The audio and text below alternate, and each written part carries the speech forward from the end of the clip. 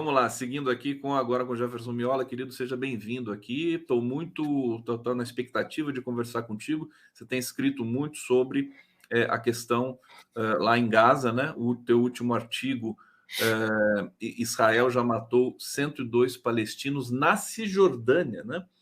E você também disse, né, uma criança assassinada a cada 9 minutos em Gaza. Fala um pouco, em linhas gerais, queria que você introduzisse aqui tua visão sobre essa vergonha para a humanidade que está em curso naquela região do mundo. Jefferson. É absoluto, né? Primeiro, né, Gustavo, eu não considero, em hipótese alguma, e tecnicamente, legalmente falando, é inadequado a gente dizer que nós estamos diante de uma guerra. Nós temos, na verdade, uma ofensiva de caráter genocida que está sendo perpetrada por um Estado, que é um Estado étnico e teocrático, que tem como objetivo fundamental promover uma limpeza étnica, um extermínio, né, de um outro povo que não o povo judeu. É a repetição, em certo sentido, da experiência mais monstruosa que a humanidade conheceu, que é o Holocausto. E primeiro dizer isto porque é importante, porque senão a gente estabelece uma assimetria que ela é falsa. Não existe equiparação e equivalência entre a resistência de um povo há 75 anos, que busca o seu direito, que está sendo sistematicamente sonegado por Israel com o apoio dos Estados Unidos, que é o direito a ter o seu próprio Estado. E, decididamente, os palestinos estão tendo esse direito sonegado. E segundo, para dizer que é falsa a alegação que faz tanto Israel quanto os Estados Unidos, que tem inviabilizado uma solução no Conselho de Segurança da ONU para interrupção imediata dessa barbárie, que alegam que Israel está atuando em legítima defesa, ou dentro do seu direito de defesa. Não é verdade isso, e a prova de que isso não é verdade é que a partir de 8 de outubro, no dia seguinte aos ataques, aqueles que nós podemos aqui, né, de onde nós estamos aqui no Brasil, considerar condenáveis os ataques que foi feito pelo Hamas no interior no território israelense, mas no dia seguinte, na Cisjordânia, que não tem um resquício da presença do Hamas, tanto do ponto de vista de uma influência política na sociedade da Cisjordânia, quanto, menos ainda, uma organização militar na Cisjordânia, que ela é parcialmente, digamos, administrada sob tutela e controle de Israel pela autoridade palestina. E mesmo assim, Israel, então, iniciou uma escalada extremamente agressiva e já matou, na Cisjordânia, 102 pessoas, 102 palestinos, e a grande maioria, nota bem, são de mulheres e crianças e pessoas idosas. Então, é falso esse pretexto que estão fazendo uma guerra total, né, contra o Hamas. E o que é dramático, né, e profundamente vergonhoso é que, diante de um cenário que nós estamos acompanhando, Gustavo, até o dia de ontem, eram 2.360 crianças mortas, assassinadas nesses ataques, bombardeios, né, fumigações com fósforo branco, com a fome agora estão começando a matar também, né, e com essa punição coletiva que é feita pelos Estados acaba hoje, né? Em Gaza. Então, assim, mais uma criança sendo assassinada, uma criança palestina sendo assassinada a cada 10 minutos, 9 minutos, para ser mais exato. E isto é uma cifra macabra que ela tende a aumentar à medida que se intensificar esse morticínio, né, na faixa de Gaza.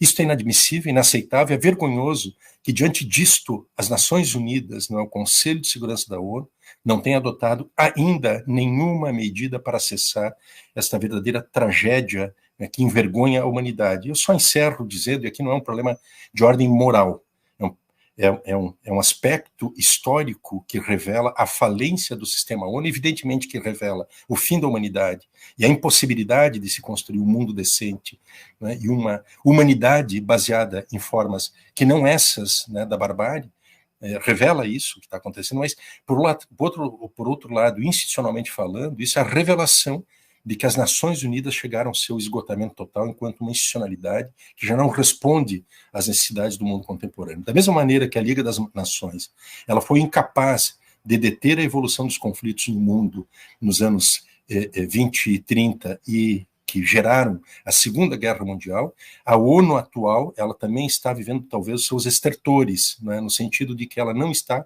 conseguindo conter este que é o conflito, né, que se define como a maior tragédia que a humanidade já vai conhecer.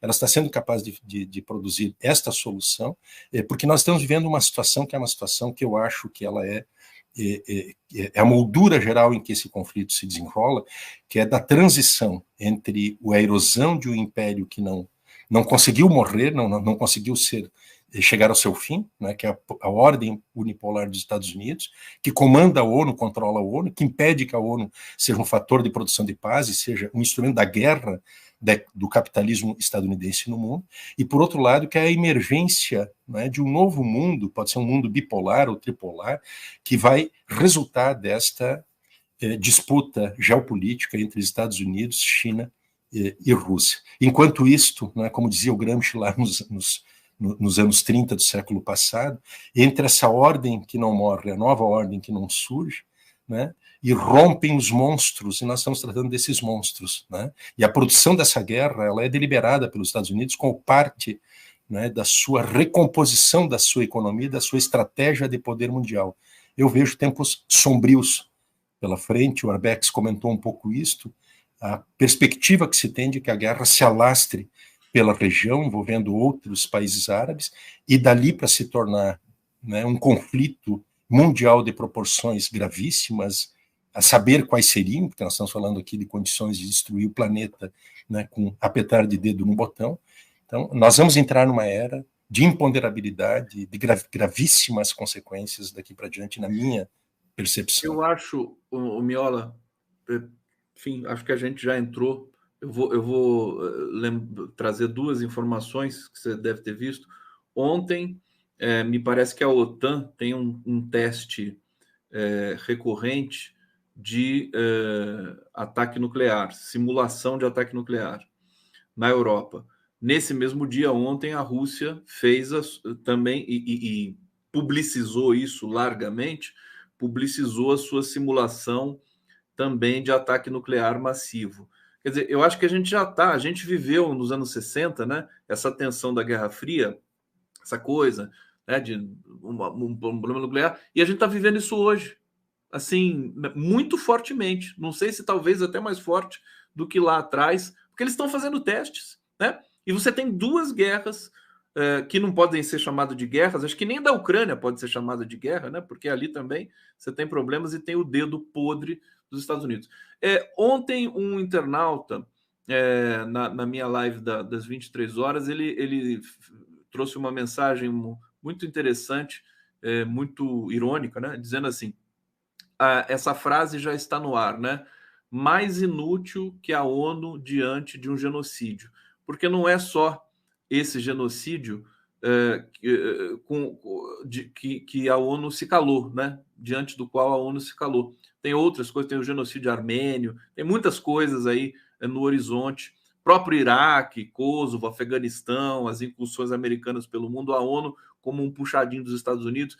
Só que ontem também, ou anteontem, meu querido Miola, o Antônio Guterres fez aquele discurso que enfureceu os israelenses. Me fala um pouco sobre ONU, Israel e a conjuntura desse genocídio. Gustavo, eu tenho a impressão de que ontem virou o fio.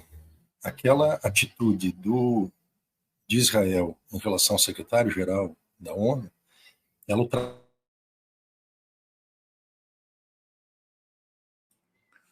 Miola congelou. Vamos aguardar alguns segundos para ver se foi um problema de energia ou se foi um problema de ligação. Vocês estão assistindo aqui ao vivo pela TV 247, pela TVT de São Paulo, programa Giro das 11. Estamos ao vivo, né? 11 horas, aliás, 12 horas, meio-dia e 36. Vamos aguardar a reentrada aqui do Jefferson Miola. Tem uma notícia aqui que eu quero dar para vocês, importante. O presidente Lula conversou por vídeo com familiares de reféns e desaparecidos no Oriente Médio. Aqui o Miola já está entrando novamente. Vamos colocar ele aqui.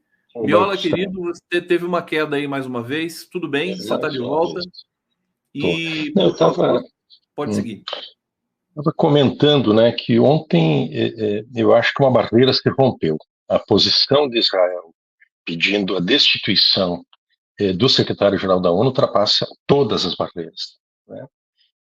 Porque ela denota um atrevimento, né, diplomático que nós nunca tínhamos. Nem os Estados Unidos, né, quando foram criticados pelo Kofi Annan na gestão dele como secretário-geral, duramente questionado em algumas circunstâncias, nem os Estados Unidos se atreveu a fazer o que Israel fez ontem. Inclusive, se cogitou a possibilidade de que Israel pedisse a renúncia do Brasil na presidência do Conselho de Segurança da ONU pelas declarações que o chanceler brasileiro, que presidia a sessão, fez naquela ocasião.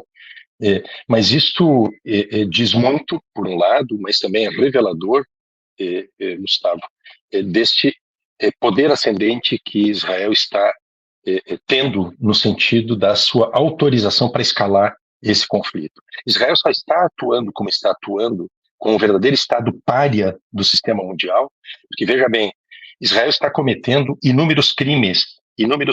Não se trata aqui unicamente de uma visão pacifista, que já seria suficiente para se exigir o fim daquela barbárie que está em andamento lá. Mas ele está cometendo crimes segundo o direito internacional. E são vários crimes. A punição coletiva, os crimes contra a humanidade, crimes de guerra, o uso da fome como arma, o uso de armas proibidas, como é o caso do fósforo branco, a desproporção de forças, uma série de crimes estão sendo cometidos. E esses crimes só estão sendo cometidos porque há a cumplicidade de parte dos Estados Unidos.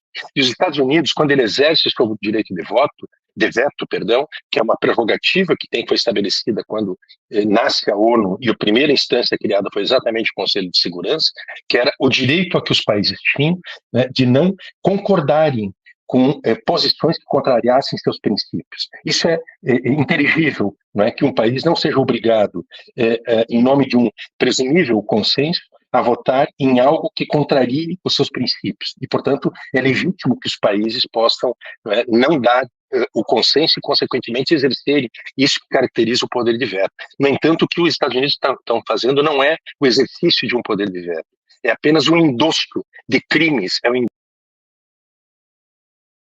percepção, Gustavo, não sei se tu caísse agora. Oi. O poder de veto, na minha percepção, ele não exime um país, não é, que vai assegurar os seus princípios, mas de observar o direito internacional. Então, exercer um direito de veto para defender crimes, do meu ponto de vista, é se tornar uma potência cúmplice desta brutal agressão que está sendo desferida, desse genocídio que está sendo perpetrado em Gaza. Esta aliança, ela não é uma aliança desinteressada. Da mesma maneira que os Estados Unidos estimularam o avanço da OTAN em relação à Ucrânia, desde 2014, o conflito da Ucrânia não começou em 21. Ele começou em 2014, quando os Estados Unidos interferiram para a derrubada de um governo, que era um governo que tinha o compromisso de não expandir a OTAN até o território ucraniano, e a partir daí, então, desatou uma situação de conflito. Os acordos que foram estabelecidos entre Rússia e Ucrânia, sob a supervisão de outros países, eles foram sistematicamente desrespeitados, descumpridos por Ucrânia, assim como Israel descumpre desde 1948, com a anuência dos Estados Unidos. Aconteceu isso na Ucrânia. Isso faz parte, é importante a gente ter esta moldura do tempo histórico, o nosso tempo presente, que é um tempo que está muito mais relacionado com o futuro do que o presente, Gustavo, que é uma disputa geopolítica para o redesenho do sistema de poder mundial, onde a força hegemônica, o hegemon, que exerce um brutal e aplastrador poder no mundo, que é os Estados Unidos, esse poder está sendo questionado. E esta força, ela se defende, esperneia desta maneira, que é estimular cada vez mais essas situações de conflitos abertos, que façam com que o seu poder esteja demonstrado e exercido pelos Estados Unidos, e, por outro lado, que a sua economia, que é uma economia fortemente dependente desse complexo bélico-militar, seja ativado e, portanto, ela consiga recuperar-se de uma situação de crise que está passando hoje dentro da crise geral do capitalismo. Muita crise geral do capitalismo, fracasso desse ultraliberalismo, assim, algo consumado, pelo menos para aqueles que, né, desempenham algum tipo de lastro, tanto teórico quanto político, na análise econômica mundial. A gente vê como é que a China ela não investe na guerra e na morte, né? E por isso ela tem, né, é outro mundo, né, lá. Eles estão assim, economicamente muito pujantes, muito robustos, e aí você tem um novo padrão, um novo patamar. Eu vou trazer aqui o comentário do Sérgio Capilé e quero falar com o Miola na sequência aqui sobre as eleições na Argentina também. O Sérgio Capilé: as religiões que originalmente nos ajudaram a organizar mentes e sociedades agora estão contribuindo para nos levarem a um fim profético autorrealizável. O momento é muito delicado. Meu querido Miola, falar das eleições na Argentina, porque, digamos, diante de tantas notícias macabras com as quais a gente tem de lidar, incluindo Arthur Lira e congêneres, nós tivemos uma notícia surpreendentemente boa na Argentina, que foi ali o esvaziamento da candidatura do Milei, e o Miola parece que congelou também. Eita, ele está entrando aqui de novo. Peraí, Miola. Espera só um pouquinho, deixa eu tirar você daqui e colocar você aqui. Você voltou? Está me ouvindo? Eu estou te ouvindo, Gustavo. Tem algum problema? Tu estás me ouvindo? Sim. Não, deu uma instabilidade no sinal. Então, isso. Deixa eu ser muito objetivo para você. Eleições na Argentina. O que você pode dizer para a gente? O que aconteceu ali e o que está no horizonte desse segundo turno? Olha, nós tínhamos uma fotografia dessa eleição até o 13 de agosto, quando foram as eleições primárias, que produziram um resultado, né, que se afigurava extremamente desfavorável ao situacionismo, ao campo peronista, e que sinalizava uma perspectiva muito favorável à direita e à extrema-direita argentina, especialmente, né, com a perspectiva de eleição. Inclusive se discutia muito a hipótese de que o Javier Milei, que é digamos, uma espécie de Bolsonaro, né, ou José Antônio Casti, né, Argentina, ele pudesse até ganhar a eleição no primeiro turno. Essa foi a fotografia, né, de 13 de agosto passado, quando se realizaram as eleições primárias. Dali para diante, né, fruto de uma dinâmica eleitoral, social e política, de uma reformulação da estratégia da própria campanha do peronismo, nós tivemos um resultado agora no último domingo, que ele foi um resultado absolutamente surpreendente, né? Que era, inclusive, a possibilidade, o resultado final mostrou, foi uma capacidade que o peronismo teve de recompor parte do seu desempenho eleitoral. Importante recordar que nas primárias o peronismo tinha tido o pior desempenho eleitoral de toda a sua história, dos últimos 80 anos seguramente, né? E, portanto, o Sérgio Massa, que é o candidato, né, peronista, ele conseguiu recuperar esse percentual. O candidato Javier, que era o franco favorito, ele ficou estacionário. Do meu ponto de vista, ele pode estar revelando ter atingido o seu teto eleitoral, uma vez que ele foi o principal beneficiário da perda de votos da candidatura da Patrícia Bullrich, que é uma candidata, não é de extrema-direita, mas é uma candidata de direita mais extremada, né, porque esse é um fenômeno também que aconteceu na Argentina, que está acontecendo e aqui no Brasil e em outros lugares, que é um tracionamento, um deslocamento do debate público, né, do centro para a direita. E lá na Argentina, então, este agrupamento que é chamado Juntos por el Cambio, Juntos pela Mudança, representado, né, pela Patrícia Bullrich, que foi indicada pelo ex-presidente Maurício Macri, ela teve uma queda e essa queda foi transferida, as 530 mil votos, para o Javier Milei. Então, eu diria que houve uma reviravolta eleitoral entre o 13 de agosto e o 22 de outubro, e essa reviravolta eleitoral na Argentina, ela cria um cenário que não está ainda de todo resolvido, evidentemente, muito complexo,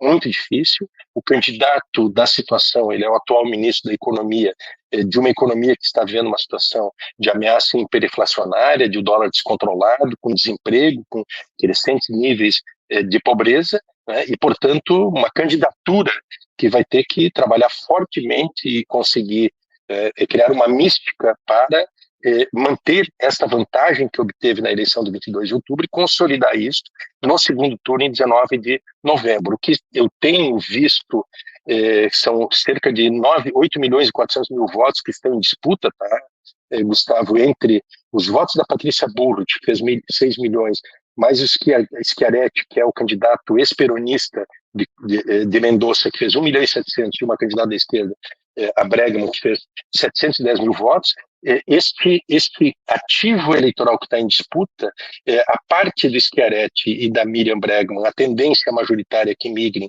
em favor de Sérgio Massa, e na votação da Patrícia Bullrich, há uma divisão interna, a tendência é que esse campo ele se fragmente depois das eleições, setores da antiga União Cívica Radical e outros setores liberais que fazem parte dessa coalizão já anunciaram, né, que não apoiarão o Javier Milei, inclusive outros setores declararam apoio ao Sérgio Massa e outros, né, que vão optar por uma situação de abstenção no segundo turno. Então, uma tendência que ela muda drasticamente, é uma boa notícia, não só para o povo argentino, é uma boa notícia para o Brasil, é uma boa notícia para a integração regional, é uma boa notícia para a contenção dessa expansão da extrema-direita aqui na nossa região.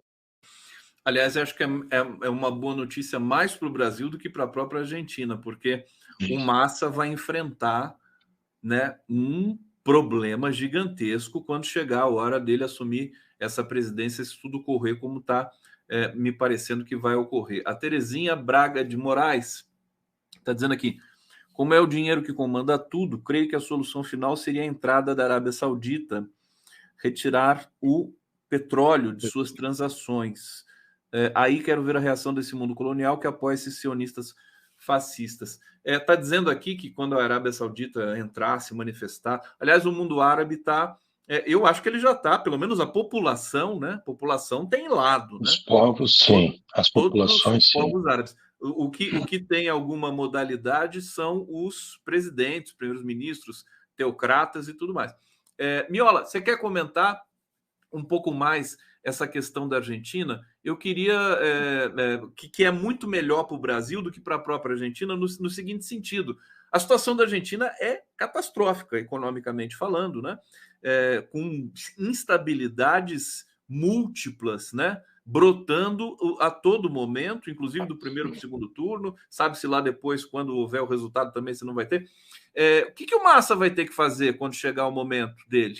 Como é que vai ser essa restauração do Estado argentino? Ele está, o centro da estratégia da campanha do Massa, né, primeiro, conseguir convencer as pessoas de que, embora ele seja o representante de um governo que está enfrentando esta situação dramática na economia, é uma campanha que está tendo uma humildade, né, e para reconhecer os erros, se desculpar da população pela incapacidade que o atual governo teve de conduzir em outros termos a economia nacional, e, portanto, ele chamar a população a que confie nesta possibilidade que ele representa de tirar o país desse abismo, e ele consegue concretizar esse tipo de retórica eleitoral com medidas que ele vem adotando já nessas últimas 3 ou 4 semanas, inclusive, para atenuar, né, os efeitos que a crise vem produzindo sobre os trabalhadores e as famílias argentinas. Segundo aspecto, o Massa tem clamado, né, por uma unidade de reconstrução e de salvação do país a partir do dia 11 de dezembro, se ele assumir o governo efetivamente, né? Em terceiro lugar, Gustavo, eu entendo que Massa, se não enfrentar com absoluta prioridade e de maneira totalmente soberana o problema do endividamento, da negociação com a FMI, o seu governo ele fica tremendamente comprometido. As possibilidades que ele tem de governar sem enfrentar o problema dos 49 bilhões de dólares que o Maurício Macri contraiu em 2019, o futuro governo da Argentina, seja qual for, está dado então ao fracasso. Eu até tenho a impressão que com esta mudança que houve, se confirmar a vitória dele num contexto dessa reviravolta espetacular e com muita legitimidade que ele sai dessa eleição, as condições que ele tem perante os organismos internacionais, sobretudo em relação ao FMI, para negociar, serão muito mais favoráveis, e ele não tem saída que não seja a de dar respostas, não é, que sejam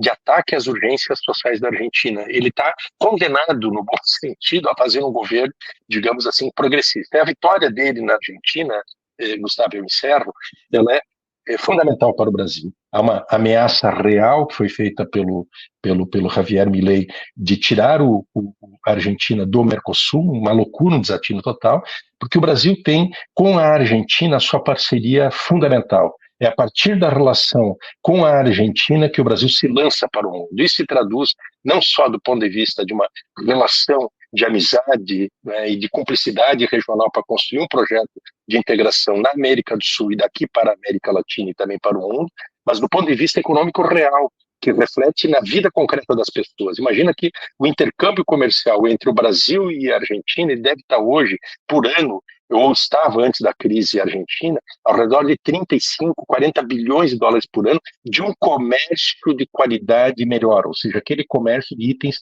manufaturados, em que há uma pequena indústria, uma pequena fábrica, uma empresa de pequeno e médio porte do Brasil que faz intercâmbio comercial com empresas de mesmas características da Argentina e de todo o bloco do Mercosul, ou seja, produtos manufaturados que são agregadores de valor e que geram muito mais empregos. Portanto, do ponto de vista da vida real do povo brasileiro e do povo argentino, o eventual rompimento da Argentina com o Mercosul é profundamente desastroso. É isso aí, Jefferson Miola aqui no Giro das 11, a gente está terminando essa edição, a Terezinha está destacando aqui, quis dizer retirar o dólar como transação com o petróleo, sim. Eu entendi isso. A gente entende aqui a sua mensagem anterior. Gente, quero agradecer a todos vocês, obrigado pelo carinho aqui, pelo engajamento no nosso coletivo. Estamos terminando mais essa edição, obrigado aqui, TV 247, TVT que nos retransmite. Jefferson Miola, sempre um prazer, muito bom ouvir você. Desejo aí, já posso desejar um bom final de semana, em que a gente não descansa, mas trabalha mais ainda, né? Escreve. Eu acho que... Eu me surpreendo com a tua carga de trabalho. Saísse de uma live, falasse antes de uma live ontem às 11 da noite até sei lá que horas da madrugada e agora pela manhã até aqui é um globetrotter das redes. Tudo pela se cuida. Tudo. Um abraço grande, muito obrigado. Tá?